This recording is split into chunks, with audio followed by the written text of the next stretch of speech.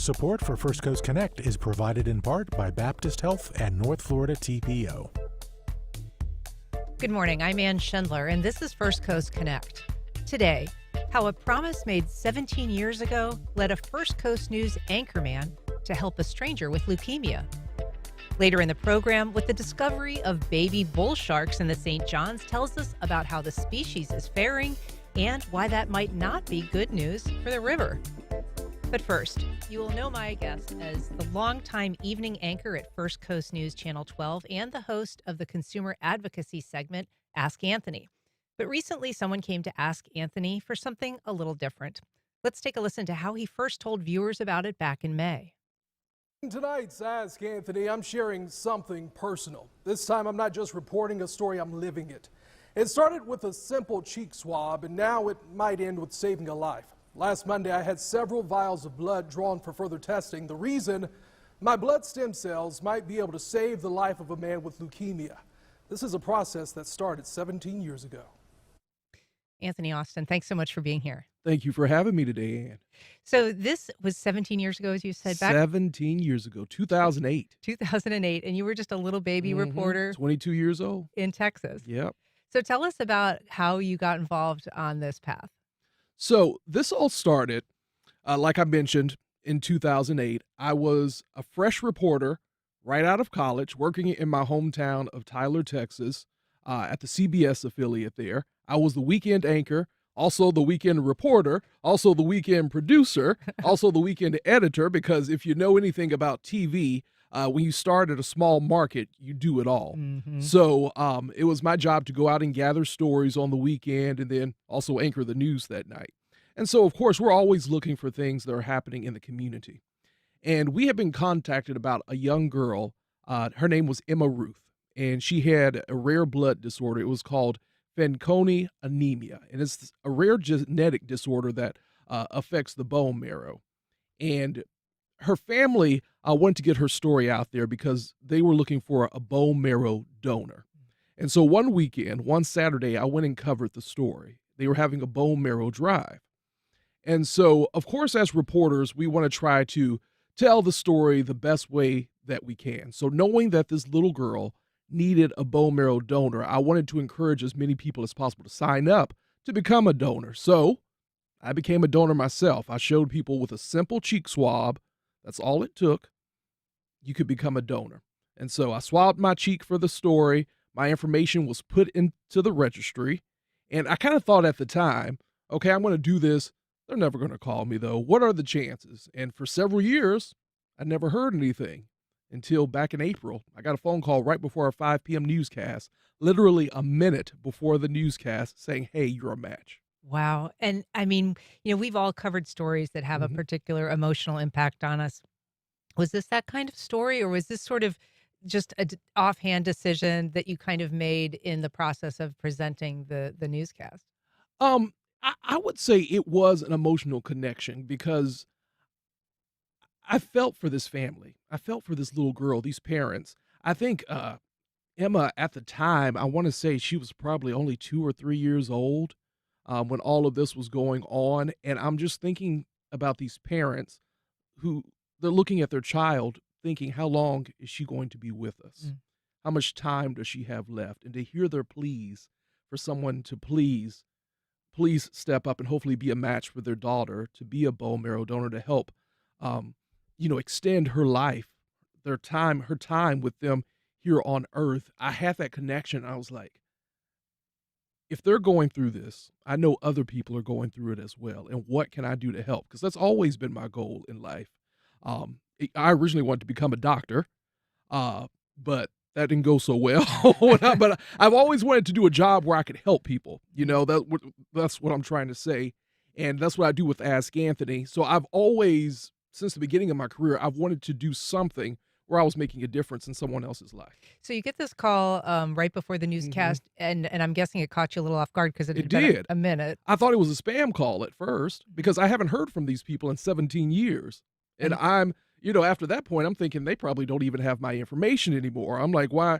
I was like, this can't be real. This has to be a scammer. And then after I got the phone call, they left a voicemail. Then I got a text message. And in that text message, it had all of my information. And I was like, I don't think this is a scam because they know a little bit too much about the process and, what I did 17 years ago when I signed up. But just looking at that text message saying, you're a match. We think you can help save a life. I turned to my co-anchor Heather and I said, look at this. I was like, they're asking. They want me to call them immediately about helping this man with leukemia. Did you have to think about it a little bit? A little bit, but I was more curious than anything. I wanted to know how the process worked because I'll tell you, when I signed up 17 years ago, a lot of people, and I want to talk a little bit about this too. There's a big misconception that becoming a bone marrow donor or actually doing the donation process, that it's painful. That's a big misconception. And so I had that in the back of my head. I thought I was going to have to go under anesthesia. I thought they were going to take a giant needle and just jab it into my side, into the bone to get the bone marrow, and I was going to be out for several weeks. I mean, that's how it used to be. That's how right? it used to be. Yeah. Exactly. So I had that in the back of my mind, and I was like, oh, I don't know about this. But I called them after our 6 o'clock newscast that night, and I spoke to them about it, and they told me about another process called PBSC, and that stands for peripheral blood stem cell collection. And they said it's basically like giving plasma. Like you're going to be hooked up to a machine for 4 to 6 hours, and we're going to take the stem cells out of your bloodstream. And they said, you'll be back to work the next day if you want to go back to work the next day. They said it's not. They said that's a big misconception that you would have to do that. They said that, medical technology has advanced to where we can do that now and still help save someone's life. Now that happens, I think 90% of the time, but there's still a 10% chance that you might have to do it the other way, where you would have to, where it becomes more of a procedure, surgery, where you would have to go under anesthesia and do it. And they told me that's usually when you're donating to a child. I donated to a 36-year-old man. And with leukemia. That's all you know about him right now? That's all I know. So for 1 year, they won't give me a lot of information about him. I'm hoping to meet him one day, but after a year, they're going to decide. Well, I should say this. After 1 year, he can decide if he wants to give me his personal information. And I've already said I want to give him mine because I would like to meet him. And I think they do that more for privacy and just for recovery reasons. They don't make any contact. They don't allow you to make any contact with the patient that you're donating to. But all I know is he's a 36-year-old man with leukemia, and he lives in the United States. And so you're saying that, most cases, I was surprised it was 90% of cases like this, of donations, they can be done in that less invasive way. But I would guess that makes the process of finding donors easier. And it is necessary because I think in your reporting, you say that only 25% of patients who need this kind of marrow transplant have a match within their own family. Right. So normally, if you're ever in a situation like this where you might need a bone marrow donor, if you need someone's stem cells, normally your brother or sister, your siblings, they would be the best match for you. But that's not always the case. So let me look at my statistics here, because I did write down that number. So yeah, every year about 18,000 people in the U.S. are hoping for some life-saving stem cell or bone marrow transplant, but only about 30% of patients, as we were just talking about, actually find a match within their family. So that's why it's important for strangers to get into this registry, because if your brother or sister, if that doesn't work out, well, you need help from somewhere. Right. And, the help is always not right around the corner. So the gentleman I donated my stem cells to, he's here in the United States. But some people, they're donating to someone in Australia, China, somewhere across the globe. So that just kind of tells you about the importance. If you're just joining us, we're talking to First Coast News anchor Anthony Austin about his recent experience donating to the National Marrow Donor Program. If you've got questions or comments, you can join our conversation by giving us a call at 904-549-2937. You can also email firstcoastconnect@wjct.org, or you can reach out on Facebook, Instagram, or X at FCC On Air. So, Anthony, finding a match is a process. And I know that when you talked to the woman who helped coordinate your care, Right. she explained that it can be challenging. And she told you that your particular genetic match was pretty rare. Yes. Um, and in some ways that has to do, I mean, we talk a lot, even on this program, about, race is kind of a social construct, but Mhm. ethnicity is a thing, and Right. people's genetic background when it comes to matching something like this does matter. And so having a diverse donor base is important. Very important. And I'm so glad that you're bringing this up because I really wanted to talk about this because it really put things into perspective for me. So you asked me how long did it take for me to think about it to decide? Well, I had a lengthy conversation with my donor specialist, and I asked her, I said, what if I decide I don't want to do this? And she said, I see that you're black. She says, chances are the man you're donating to, he's black as well. And this, when you're matched with someone, it all has to do with genetics and other issues as well. And here's the reality of the situation.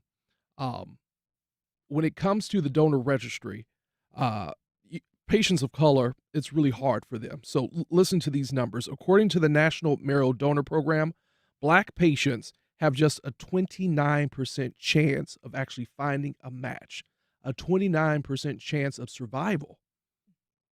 Now, compare that with white patients who have a 79% chance because there's more, people of a Caucasian background within the registry. Hmm. But when it comes to Black or African American people in the registry, the numbers are not that high. So if you're a person of color, and this is whether it be Black, Hispanic, Asian, whatever it may be, those are all different ethnicities that are not represented in this registry right now. You're Hmm. going to have a hard time finding a match. Now, I know from personal experience as a Black man myself, there's a lot of, just because of the way things have been over time in history, a lot of concern about medical testing and, experimentation within the Black culture. Mistrust. Mistrust, exactly.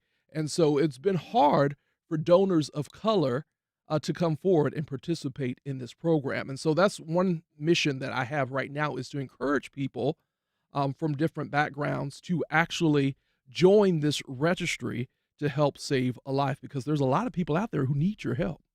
We've got a question from Sue on the West Side. Good morning, Sue. Go ahead. Good morning.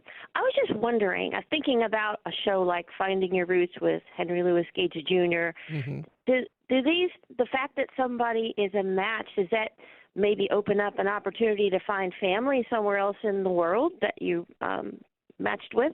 Yeah, it's an interesting question. Is there any connection to ancestry as far as you know? Sue, that is a great question. That's something that's been in the back of my mind about this.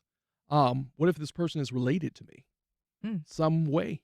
that would be fascinating. It is. I mean, there's a big possibility that that could be the case. You never know. So you understood when it became clear to you that people of color are underrepresented in this registry, that this person who is in need of this match, if you didn't donate, could be in a particularly difficult Right. situation. It's not easy to find a match even within that universe of people of color within the registry. And Right. so I would guess that created in your mind a greater sense of urgency. It did. It did.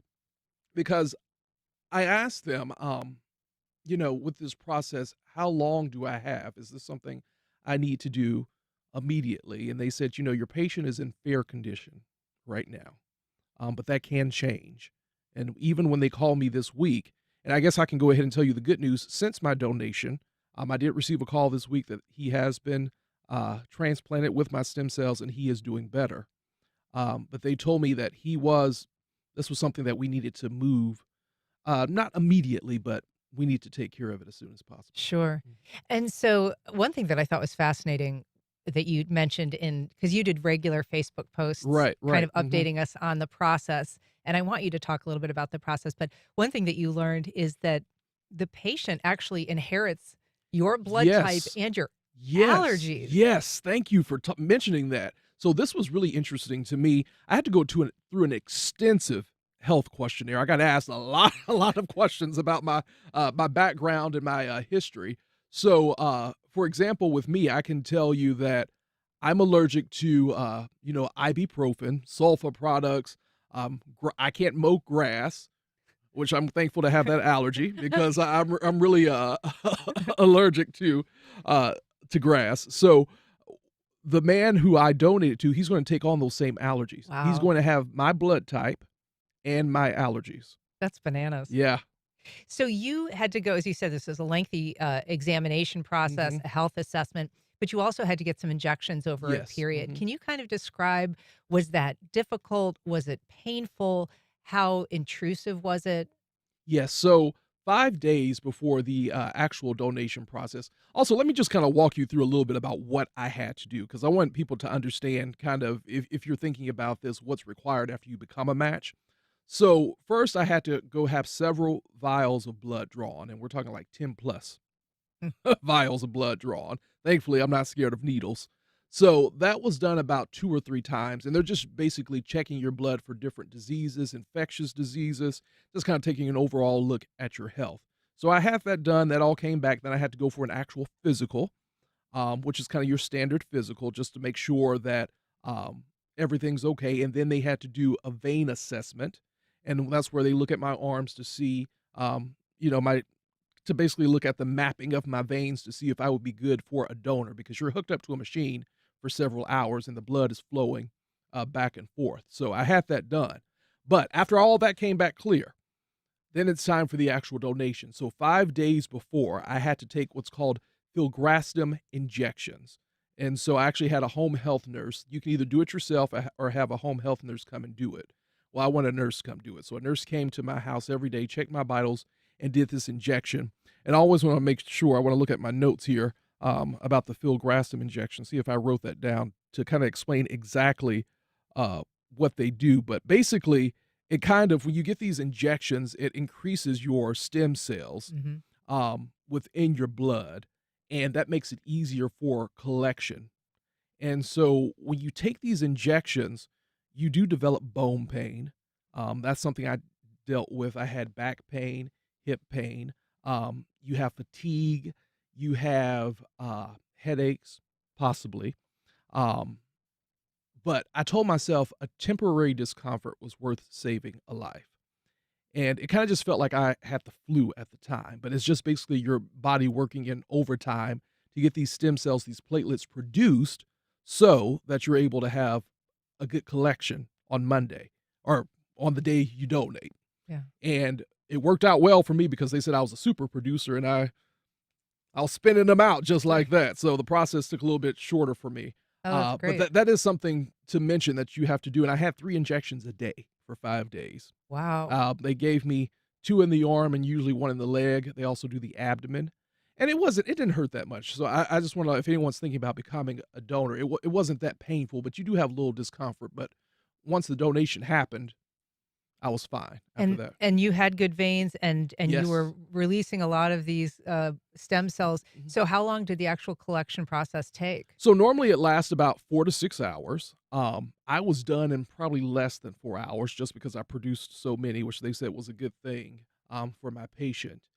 It just really depends. Sometimes, especially women, it could take about 2 days. Mm. But that's kind of rare. But it's normally 4 to 6 hours for the average person. And you go to different facilities. So I went to Boca Raton. I know Houston is a popular spot to go. Seattle, Washington D.C. But the people down in Boca, it was like a vacation. Mm. And the National Marrow Donor Program, they pay for everything. They put me up in a nice hotel on the beach. I had a car service. They ordered lunch for me during the whole process. Wow.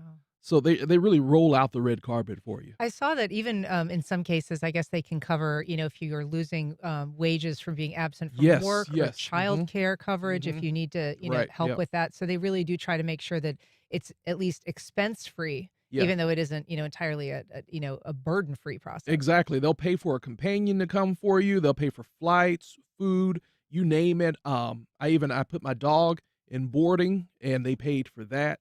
So, I mean, they try to do whatever they can to make sure that you can do this. So, I mean, what's your upshot? What's your takeaway here from this process that began so long ago? You feeling pretty good about having done it? I am. And a big question that I've received, would you do this again? And I said, without a doubt, I would. Knowing that just a moment of my time can save someone else's life, can extend someone else's life with their family, with their friends, with their loved ones, how can I say no to that? A temporary discomfort for me for a lifetime for someone else. I would do it in a heartbeat. And right now, I'm actually going to remain a donor for this gentleman for the next year. And because there is a possibility that I might have to make another donation. Wow. I would have to do the Phil Graston shots again, but I would have to go through the process. And without a doubt, I Hmm. would do it. Well, Anthony Austin, I guess is a good ask of Anthony in Yeah, this case. exactly. The ultimate ask, Anthony. That's right. He came through. Well, Anthony Austin, thank you so much for being here. Thanks for sharing your story and thanks for doing it. Anytime, anytime. I encourage everyone. You can always reach out to me. I'm going to talk more about it on the news tonight at 6 p.m. about my journey and show some video of the process. But feel free to email me at askanthony@firstcoastnews.com if you have any questions about becoming a bone marrow donor. All right. It's Anthony Austin. Thanks for being here. Up next, a program pushing within-trification over gentrification celebrates an important home ownership milestone.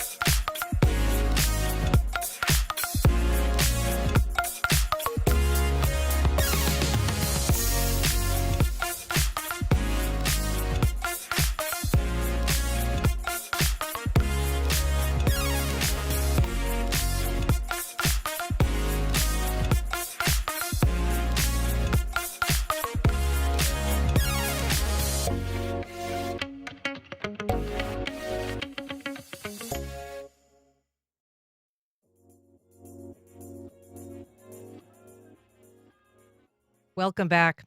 With a new leader at the helm, an Eastside coalition continues its effort to revitalize a historic neighborhood from within, focusing on community and avoiding displacement. Here to tell us about it is LIFT JAX president and CEO, Travis Williams. Welcome back, Travis. Hey, thanks for having me. Thank you for being here. We're also joined by Ivy Henderson. She is a Project Boots homeowner and a resident of the East Side and also a landscape architect. It's nice to meet you. Nice to meet you as well. So last week, LIFT JAX announced the completion of its first single-family home completed in support of Project Boots. And we should probably start by just sort of explaining what Project Boots is, Travis. It's a home ownership program that you have worked in partnership with LIFT JAX, which is not to be confused with LIFT JAX. Sometimes it is. Yeah, sometimes it is. And I've seen you describe it as a way to kind of invite East Side natives back into the neighborhood. Yeah, and then I also say Ivy's also our director of housing and real estate for LIFT JAX as well. So she's one of our team members. But yeah, in the model that we work in collective impact, you have amazing ideas that come to pass. And one of those ideas early on was by Dr. Pedro Cohen, the director of LISC. And his vision was, how can we get workforce individuals, folks who've moved away, who kind of got out, back into the urban core. And it really melded well with our mixed income philosophy within our framework at a neighborhood base of how do you bring a mix of incomes to create the most vibrant neighborhoods. And so in the collective impact model, you gather around good ideas and you try to make them happen with your partners. And so we were one of the early investors in that program, providing down payment assistance, funding for the participants, which Ivy was one of the first participants before she joined our team. And then over time, we've just evolved, and that's part of the role we play in our model around community quarterback is how do we just be nimble and agile to make good ideas happen? And so that evolved from down payment assistance funding to site control for some of the first homes. That's a fancy term for making sure you have the land before you build something. site control for some of the first participants who wanted a home in the neighborhood. And then again, in our evolution of being a developer and an investor in the East Side, we've become one of the main developers for folks who graduate out of their 10-month program with LISC, but they still want a home to move into. And so, as a part of our evolution, we've now become one of the main development partners for making sure those folks actually have a home to move into. And we're proud to have, Dante being the first person that moved into a home that we as an organization fully developed internally. Actually built, right? And Ivy, as Travis said, you were involved in Project Boost before you became employed by LIFT JAX. You recently signed your name to an editorial. It actually ran yesterday in Jacksonville Today, talking about the neighborhood out east and framing kind of what it means to people who love that neighborhood, who are from that neighborhood. I thought it was an interesting phrase. You all described it as a sacred place. Can you kind of explain that to me? Because I don't think that that's language a lot of people typically use to describe their neighborhood. Yeah. So I have grown up in Jacksonville, born and raised, and started kind of getting involved with the historic East Side around 2017, 2018, during my time at the University of Florida taking landscape architecture. And so my family's from the neighborhood as well. Unfortunately, my mom, migrated around the 60s over to Sherwood, and then we grew up in the Harts Road, Dunn Avenue area.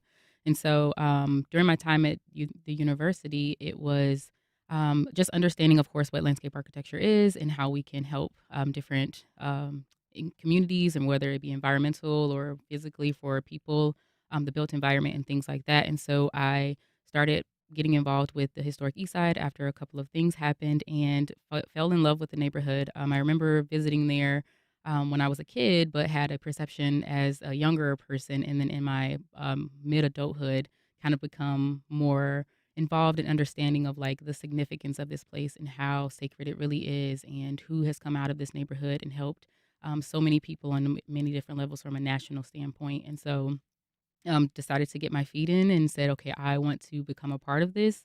When I graduate, I was going to plan to always move into the East Side, and the opportunity did present itself in 2021 when Project Boost came about. So it was a great opportunity, and just happy that I was already involved with the work and already building those relationships and understanding the significance of the neighborhood at the time. So it was great.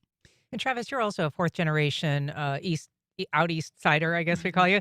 There are challenges that the East Side faces, and we can talk about those, but it also has in place something that a lot of new communities are chasing, which is, it's got this mix of residential, it's got a very established commercial area that's very walkable, that's very appealing. It's got longtime businesses that are really dug in there, and I think who've stayed when they could have left, residents who've stayed when they could have left, and so there is this kind of weave to the neighborhood that's very intimate. It's very approachable. It's very accommodating for people in a neighborhood community way. Yeah, it's interesting how history has a lot of the things we're searching for.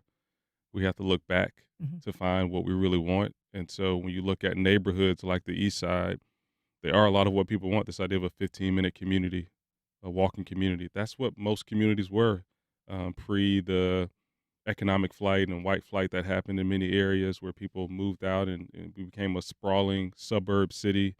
And so those bones are in neighborhoods like the East Side. And one of the fun facts, and it is truly a sacred place, the East Side is the largest intact historic African American community in the entire state of Florida on the National Register.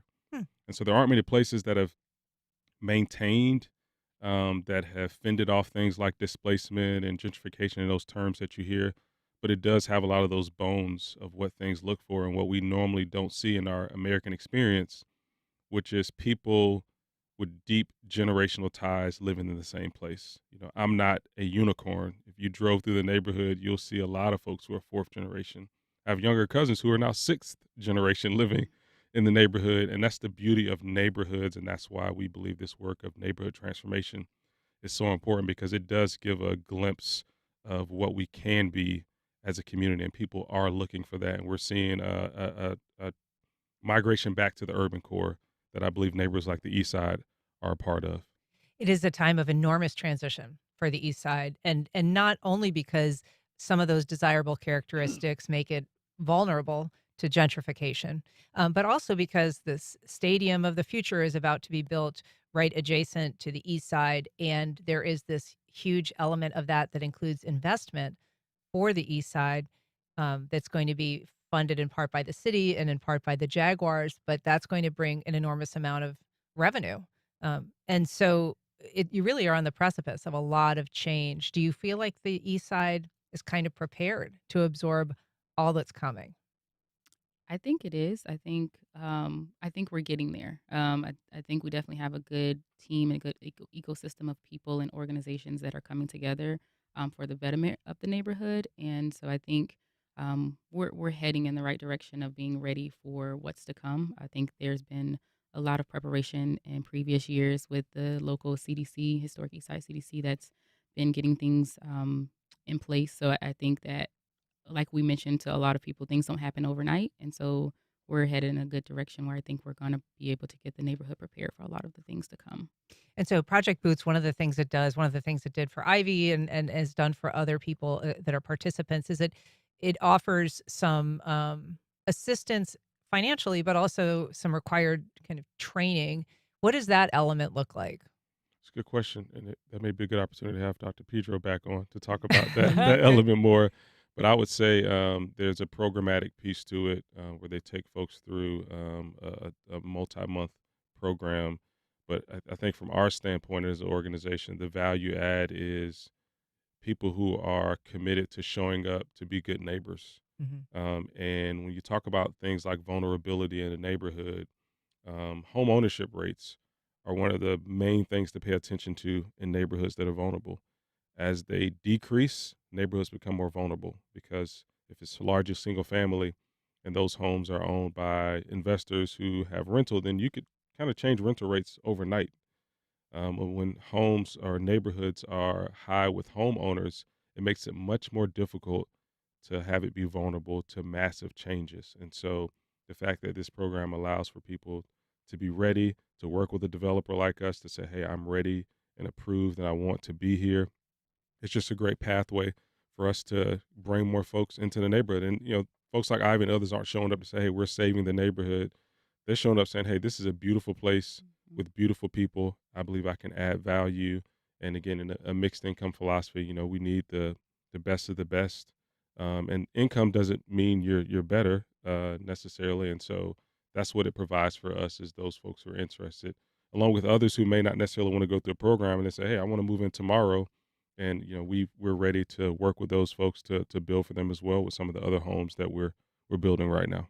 You're not exclusively focused on homeownership, though, we should say. I mean, you have been involved in helping to redevelop some rental properties, including Boylan Flats and Townsend.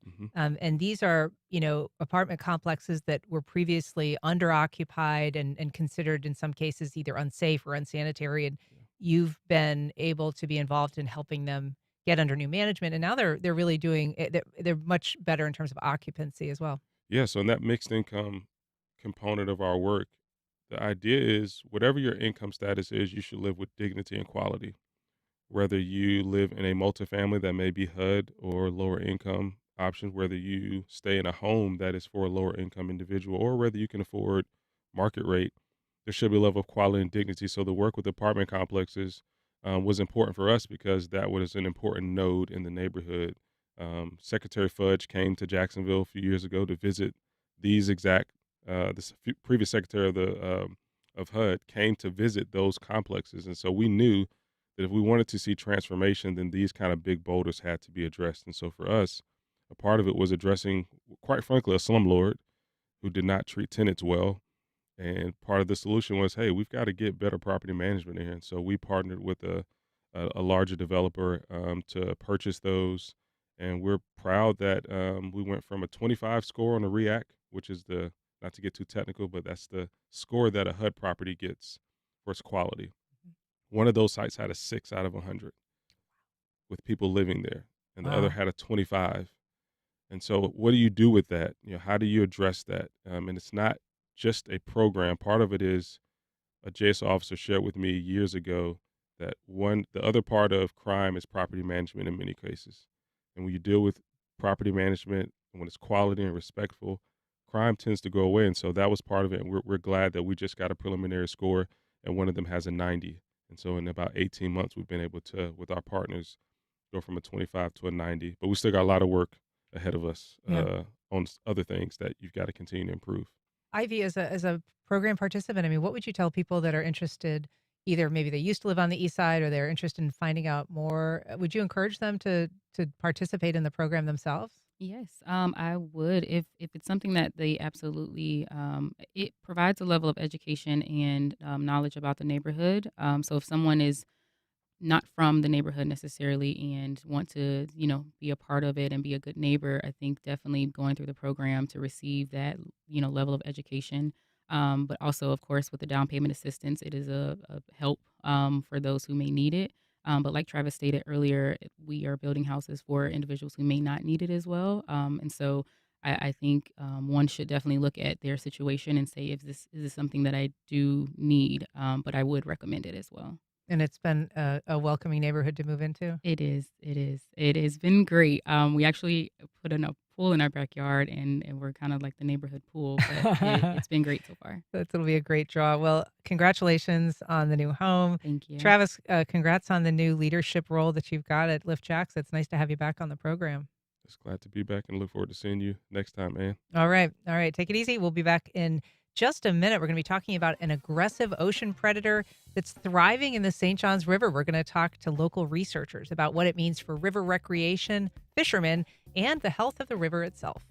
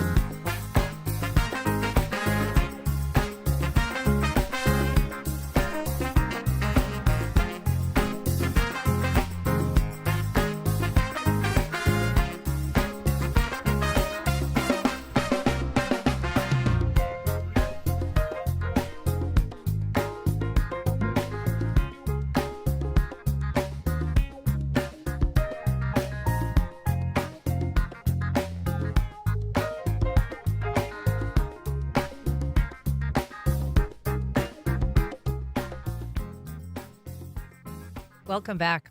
A recent catch in the St. Johns River may tell us about changes that are happening on a global scale.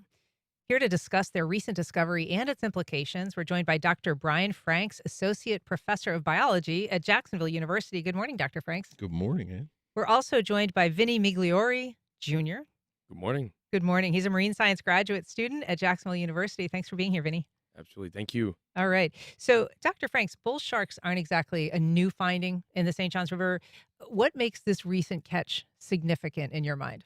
Yeah, for sure. So, we had heard about bull sharks being caught in the St. Johns. We've seen photos of catches in the St. Johns. So we knew they were here. But the big question is, in what numbers, where in the river they're located, how are they using the river? So we decided to design a scientific study to systematically sample the river in some locations where we knew there had been reports of them in the past, to see if we could catch them, and then put some tags on them, and then do it over a period of time where we can get an assessment of the seasonality of their use in the river. Are they here all the time or only in particular years? Are they using it as a nursery area as well? So we decided to scientifically try to study this population. And this catch is important because it's really the first one of that study. And so this catch was near the Buckman, and it was a baby shark. It was had some signs that it might have been a fairly recent birth. And I mean, what's the significance of finding a shark at a very young age that far upriver? What does that tell you? Yeah, so first off, bull sharks are a species that give birth to live young. So when the mother gives birth, they come out alive. So they're gestating in the mother for a period of time. And they're also a species that The scientific term is placental viviparity, which basically means the pups are born with a little umbilicus attached. That umbilicus breaks off and leaves a little small wound that closes over a relatively short period of time. So if you catch one of these little sharks and you see that that wound is either still open or has recently closed, you know that that animal was likely born within the past couple of months. And that's significant because that tells you that this animal was likely born. They don't really travel, at least that species, too far once they're born. So it's likely that that shark was born somewhere in the river.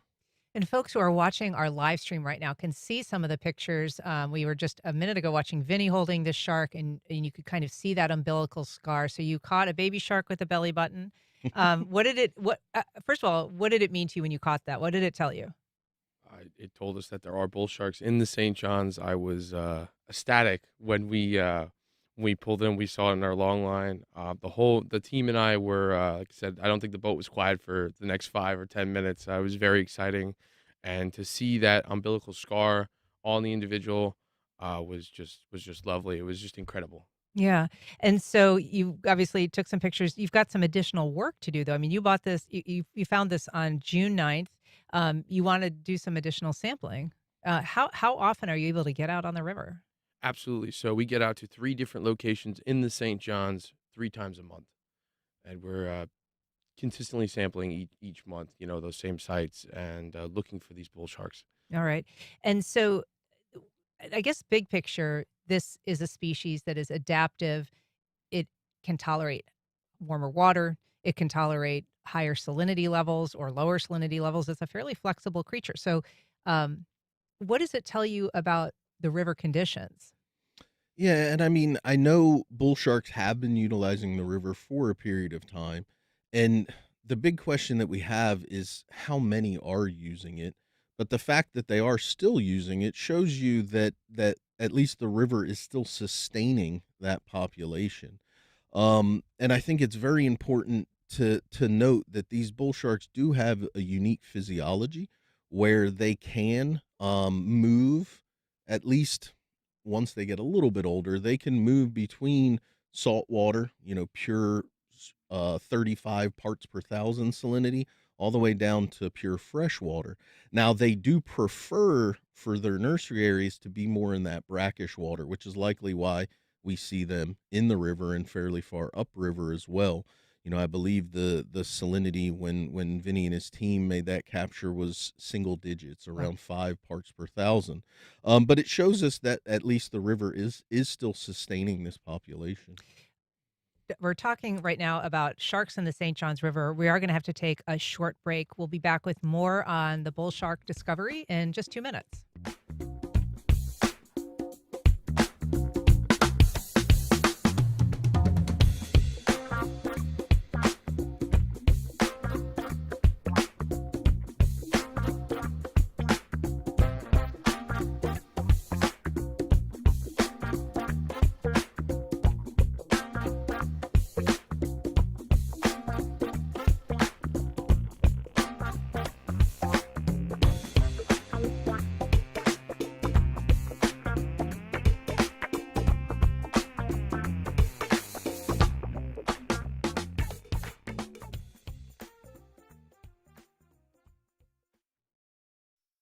Don't Miss a Beat presents The Lion King Jr., the conclusion of their 6-week Broadway Experience summer program.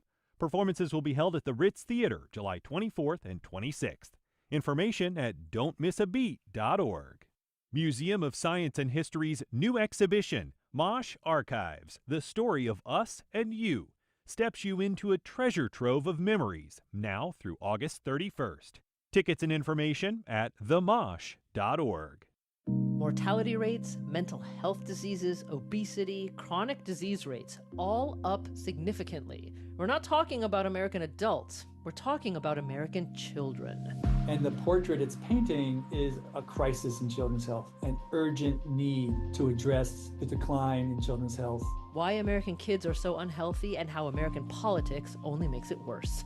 That's on the next On Point. Today at 11 on WJCT News 89.9. On the next Fresh Air, The Trump administration has been pressuring elite universities like Harvard and Columbia with widespread demands and threats of federal funding cuts. So why are they now investigating George Mason University? Education reporter Catherine Mangan tells us why GMU's president thinks it's driven by a backlash to DEI efforts. Join us. Today at noon on WJCT News 89.9. We all learn about the three branches of government in school: the judicial, the legislative, and the executive. But there's an unofficial fourth branch that many consider the backbone of our democratic republic: the free press. In 2025, it's under threat. We listened to a discussion from our recent trip to the Aspen Ideas Festival about the health of the fourth estate.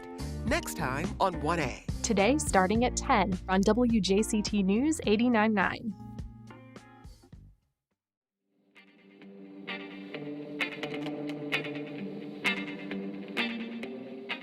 Welcome back. Well, if you're just joining us, I've been talking to Dr. Brian Franks. He's a biology professor at Jacksonville University and marine science graduate student Vinny Migliori. He was one of the researchers that made a recent discovery of a baby bull shark in the St. Johns River. Vinny, why did you choose this research project in the first place?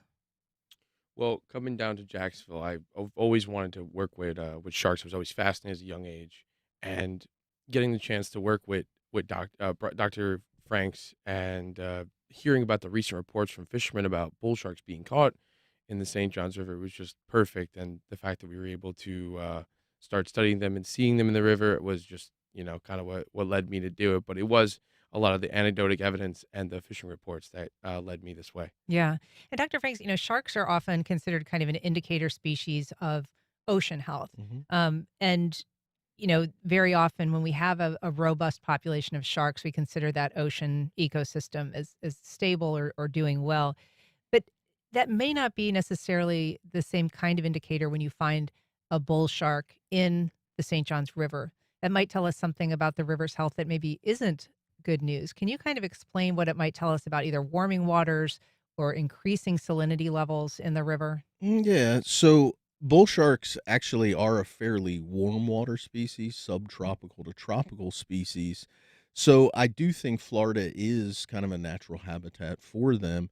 And as I mentioned, they prefer, at least for their nursery areas, this brackish water. So if we do see, saltwater intrusion into the estuaries, we may actually see these bull sharks move further upriver to try to find some more of that freshwater mix.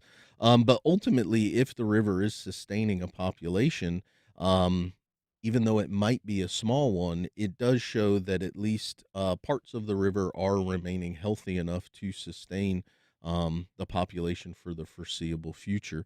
There has been other research in other areas that seem to show bull shark nurseries are maybe shifting north at higher latitudes, and that may be due to some warming waters.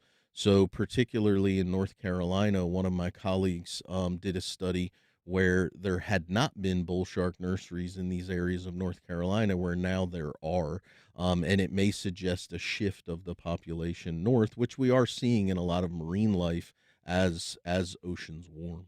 And so, I know that the Gulf has also seen a increase in the presence of bull sharks, also because of, temperature and salinity. And so bull sharks seem to be a species that in a warming planet actually are, in some ways perhaps benefiting from those changes. And so their numbers could increase. We could see, them thriving in that environment. But I would guess that there's also a point at which if they're doing well, that they could, deplete the fish population or perhaps, encounter, problems in other ways that would harm the species. Can you kind of forecast what those possibilities might look like? I mean, for the St. John's that I've been studying, I don't think it's going to be a huge issue based on, again, we were talking a little bit before about, not seeing them in huge numbers, but for, as the nursery's moving up further coast into the South Carolinas, it could be an issue, but I believe that more studies should be done first before any answers or any, before we can come up with stuff like that. What about the fact that they're just considered sort of, they're intensive predators. Fishermen don't always love them because they have a tendency to snatch, fish off the line. But there's also people who are concerned just about encounters with sharks. And bull sharks are known to be more aggressive. Yeah, and I mean, I think it is important to make note that sharks, if you see one, it's actually reflective of a healthy ecosystem. Sharks are a natural part of our ecosystems, and we've actually done a pretty good job of protecting these species. So I think it is important to note that when you see one, it's actually reflective that your water body may be healthy as opposed to depleted. But yes, I understand shark depredation, which is, fishermen and women getting their catches taken by sharks, is something that we seem to be seeing a little bit more of. But I think that's because we have healthier shark populations. And I think it's this idea of shifting baselines where, 100 years ago, that was very common. I lived in the Bahamas where there was a lot of tuna and marlin fishing. And if you look at those old photos, every fish was taken by sharks. It's natural, I guess. Well, Dr. Brian Franks and Vinny Migliori, thanks so much for being here today. We really appreciate it. Yeah, thank you. Thank you. All right. That's our program. Thanks for listening. And just a note as we close out today's show, WJCT is in the midst of a membership drive that is truly without precedent. Following the loss of all state and federal funding, this station is now entirely dependent on our local community for support. If you care about the news, the voices, and the perspectives that you hear on this program, please consider becoming a sustaining member of WJCT. If you're already a sustainer and you're able to, please consider increasing that monthly donation. You can call 904-353-5928, or you can go to wjct.org/sustain. And thank you so much. Thank you for your support. I'm Ann Schindler. You've been listening to First Coast Connect on WJCT News 89.9. Support for First Coast Connect is provided by Baptist Health and the North Florida TPO. Volunteers in Medicine Jacksonville is dedicated to helping the working uninsured stay on top of their health. High blood pressure is a silent killer. A healthy reading is under 120/80. Learn more at vimjax.org. The North Florida TPO is dedicated to transportation planning, funding, clean fuels, and new technologies for a vibrant, resilient, and connected region. More information available at northfloridatpo.com. Discover new and classic music every Saturday night starting at 8 with Mr. Al Pete as we stroll through the neighborhood. And then stay tuned for Bop City, Electro Lounge, and Blues Horizon, only on WJCT News 89.9 Saturday nights. This is WJCT